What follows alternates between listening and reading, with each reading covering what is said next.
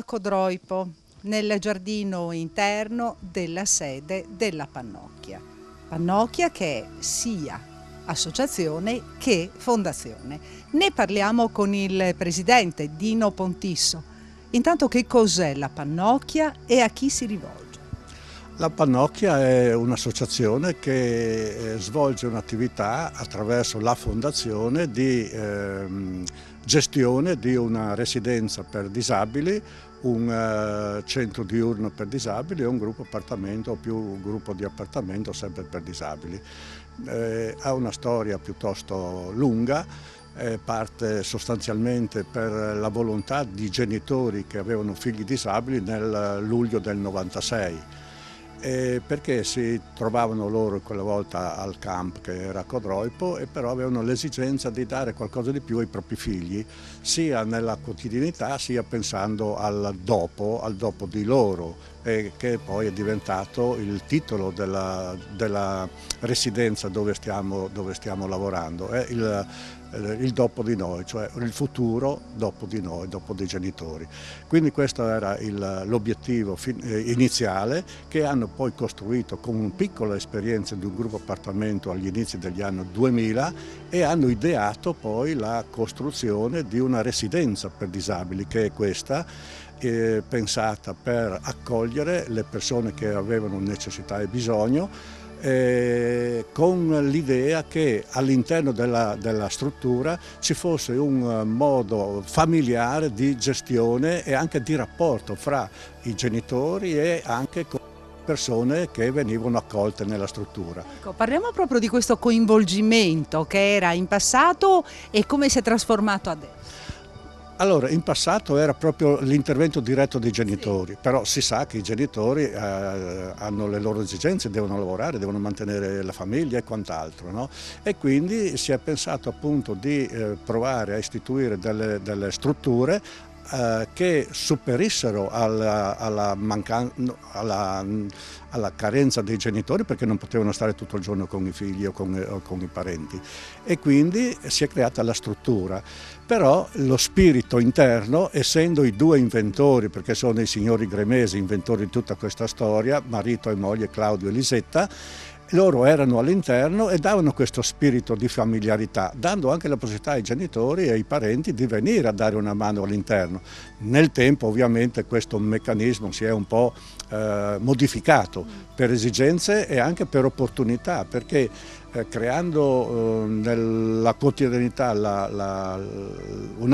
cercando di creare una maggiore autonomia delle persone, abbiamo anche riscontrato che più li aiuti a essere autonomi, meno necessità hanno di essere aiutati, no? E quindi è un po' un modo diverso, ecco, di essere pronti e professionalmente adeguati a migliorare la vita delle persone con disabilità che noi ospitiamo. Ecco, e poi l'arrivo della fondazione, no? Perché è nata come associazione e poi la fondazione.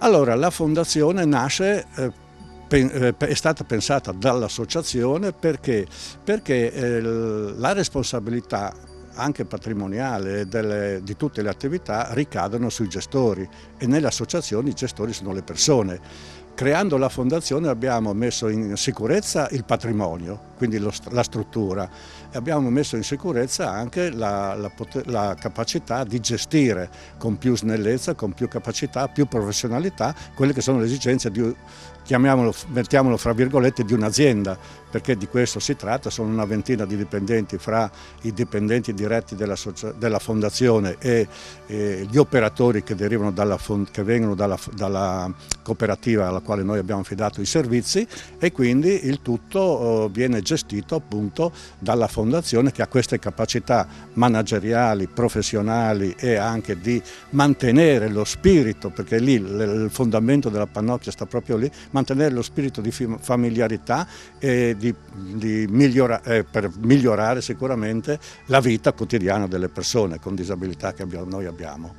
Bene, a questo punto conosciamo la struttura qui a Codroipo della Pannocchia attraverso un viaggio, il viaggio del Piccolo Principe.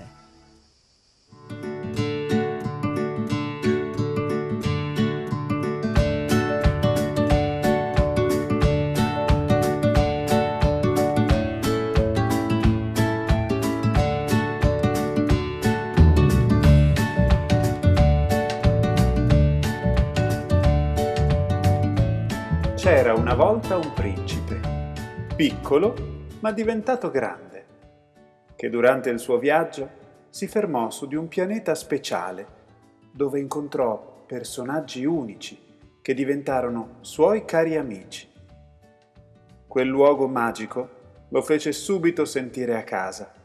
Già dalla prima occhiata il cuore gli si riempì di serenità. Eccola! Vicino ad un cespuglio, colorata di giallo e arancione, la bella volpe. Sembrava lo stesse proprio aspettando. Appena giunto da lei, le disse: Buongiorno, io sono un principe e tu chi sei? Io sono una volpe, cosa ci fai qui? Sto facendo un viaggio alla scoperta del mio cuore.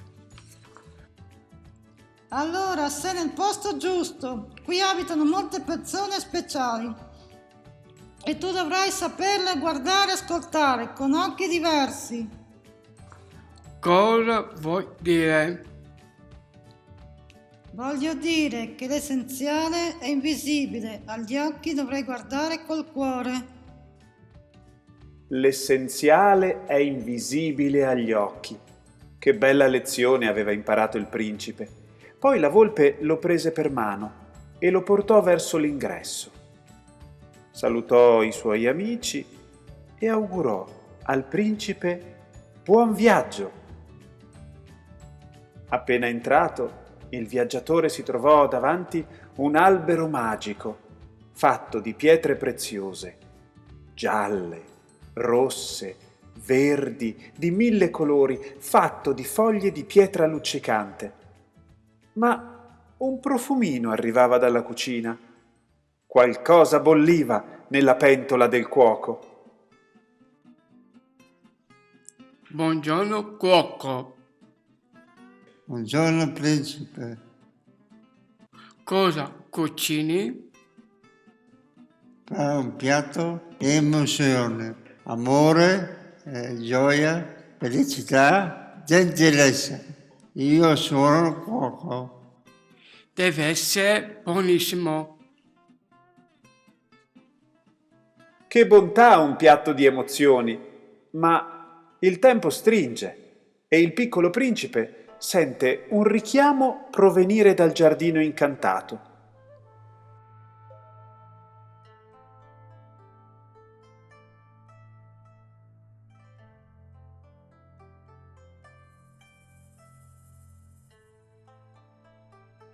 Anche qui gli alberi sono del colore dell'arcobaleno, foglie rotonde, fiori azzurri, gialli, di 1000 forme diverse, e si confondono con quelli del prato, come si confonde tra la verde erbetta una bella rosa.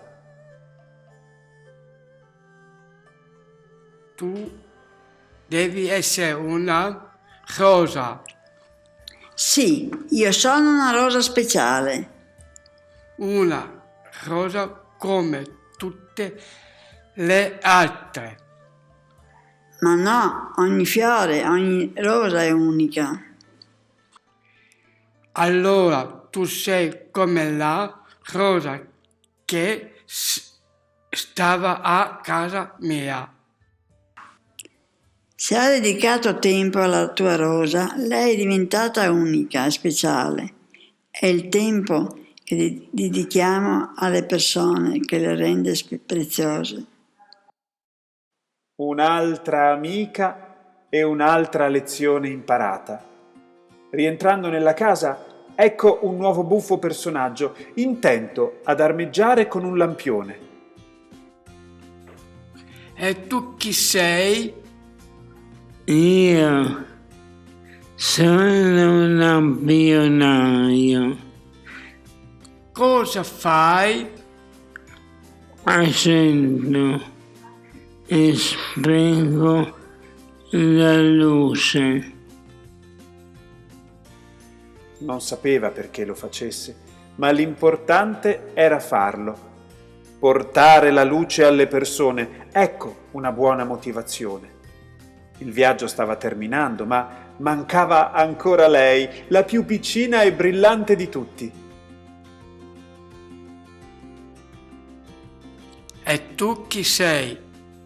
Io preparo le stelle. Quelle del cielo? Sì, quelle luminose della notte. E perché le disegni? Perché ogni stella è un desiderio e mi piace far sognare le persone. Anche il principe aveva un desiderio: tornare a casa dalla sua amica Rosa per dedicarle tanto tempo, portando nel cuore i suoi nuovi amici. Così riprese il suo viaggio, pensando: arrivederci amici miei, purtroppo il tempo è volato, ma per fortuna ci siamo incontrati e nel cuore staremo insieme per sempre. Che bel mondo ho visto! Ora riprendo il mio viaggio perché la mia Rosa mi aspetta.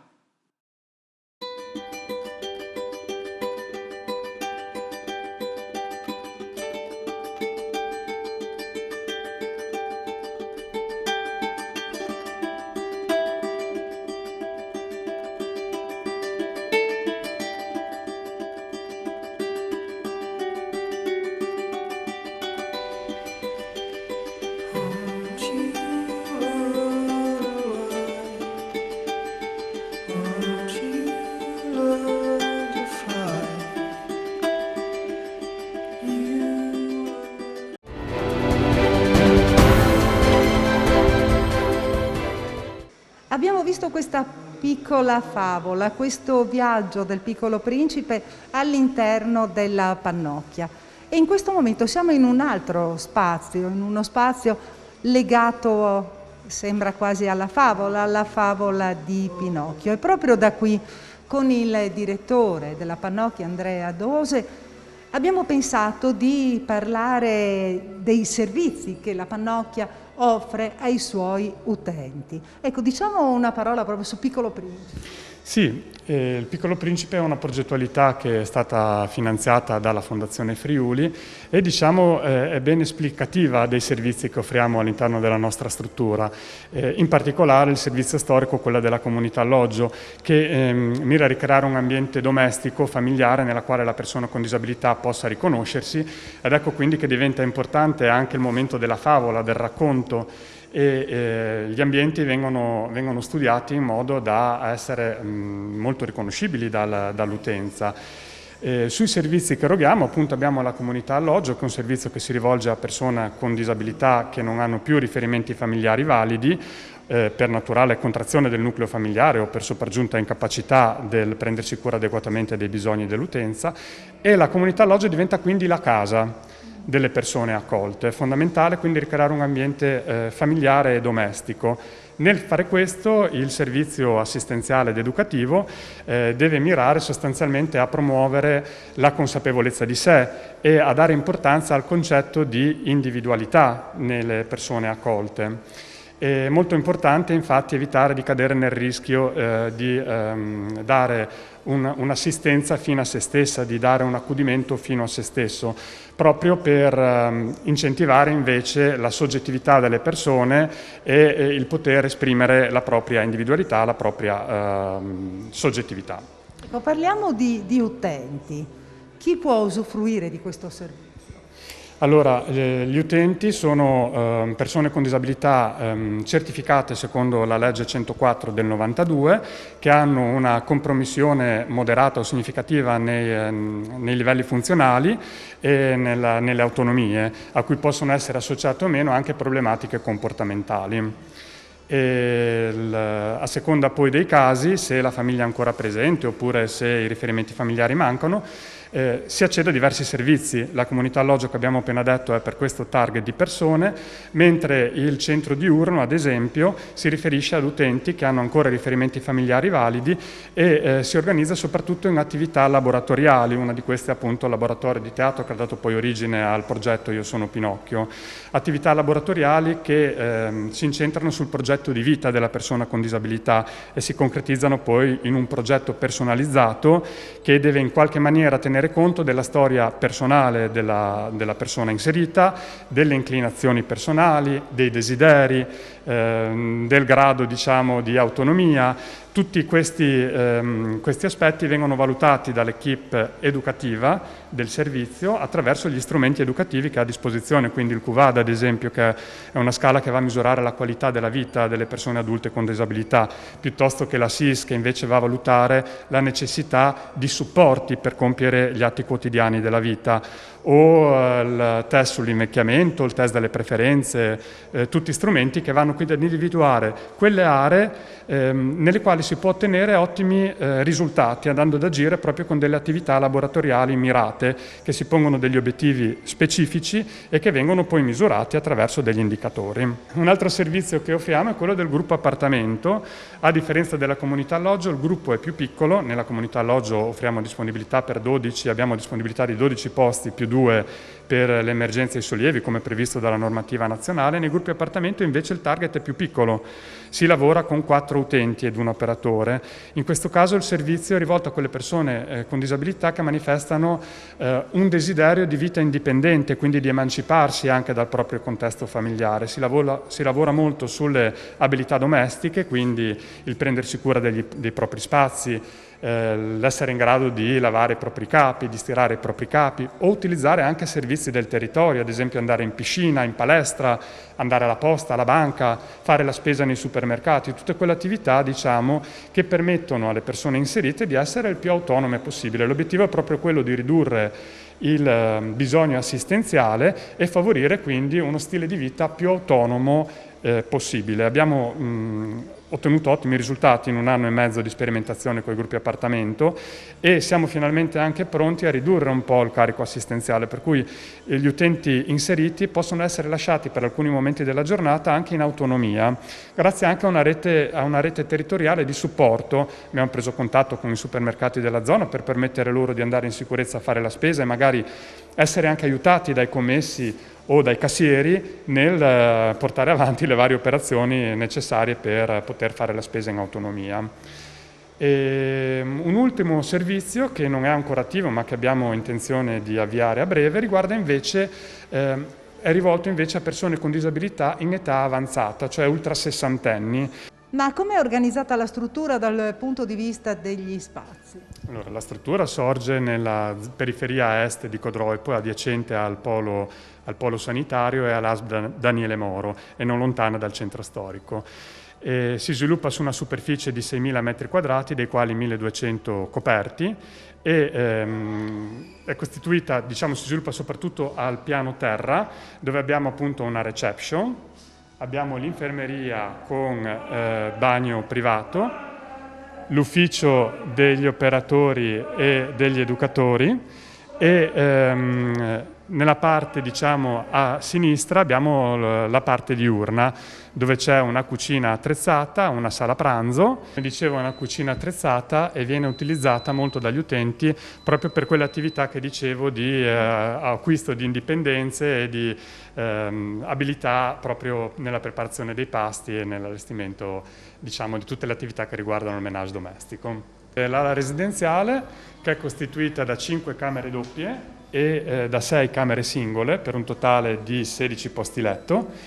Le camere doppie hanno circa 20-22 metri quadrati l'una, le camere singole sono un po' più piccole, 16-17 metri quadrati l'una, e ogni camera è dotata di un proprio bagno attrezzato per persone con disabilità che ha circa un 9-10 metri quadrati. C'è chi ha bisogno di una maggiore intimità e vuole quindi il proprio spazio personale, chi invece preferisce condividere lo spazio con un'altra persona, e quindi abbiamo anche delle camere doppie. Nell'ala residenziale abbiamo anche una piccola zona relax con divano, poltrone e TV, dove gli utenti appunto possono vivere un momento di relax guardando un po' di televisione o leggendo un libro. Ecco, l'importante è tenere sempre la struttura adeguata, no? Esatto, proprio per questo infatti nel 2020 siamo partiti con un progetto di revisione degli spazi interni della struttura per renderli più adeguati anche a persone che hanno un decadimento cognitivo importante. Come dicevo prima, l'utenza fortunatamente avanza con l'età e si fanno avanti anche problemi legati all'invecchiamento. Studi recenti hanno infatti mostrato come, portando all'interno il mondo che l'utenza era abituata a vedere all'esterno, si possono creare degli spazi personalizzati, fortemente caratterizzanti, che diventano dei punti di riferimento per l'utenza, che quindi riesce a costruire delle mappe mentali e ad evitare di perdersi anche in spazi che prima erano molto noti e conosciuti all'utenza stessa. E uno dei progetti ai quali stiamo lavorando è proprio quello di trasformare il corridoio che vediamo delle camere dei ragazzi, di trasformarlo nella via centrale del paese. Vogliamo arricchirlo con le panchine, i lampioni, per farlo proprio diventare la via centrale del paese, di Codroipo. E un altro aspetto fondamentale è quello che invece è emerso durante la pandemia. Ci siamo accorti che gli spazi della nostra comunità alloggio non sono del tutto adeguati e stiamo raccogliendo molti fondi proprio per riuscire a ingrandire un po' la comunità alloggio e dedicare una stanza alla stimolazione basale, che è una tecnica che viene utilizzata in tutte le attività laboratoriali e che mira appunto al rilassamento personale, al rilassamento muscolare, quindi ad evitare l'insorgenza di comportamenti problema.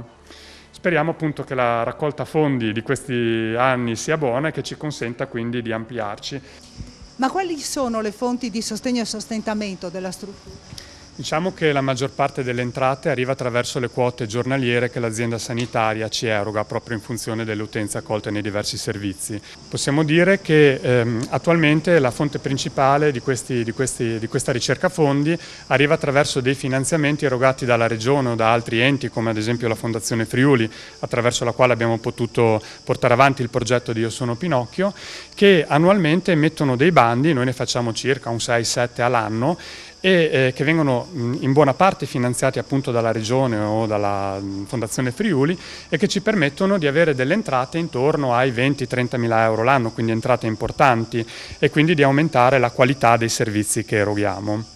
Molto importante sono anche le erogazioni liberali che vengono fatte da privati e da ditte e che possono quindi donare una piccola somma di denaro alla fondazione, all'associazione.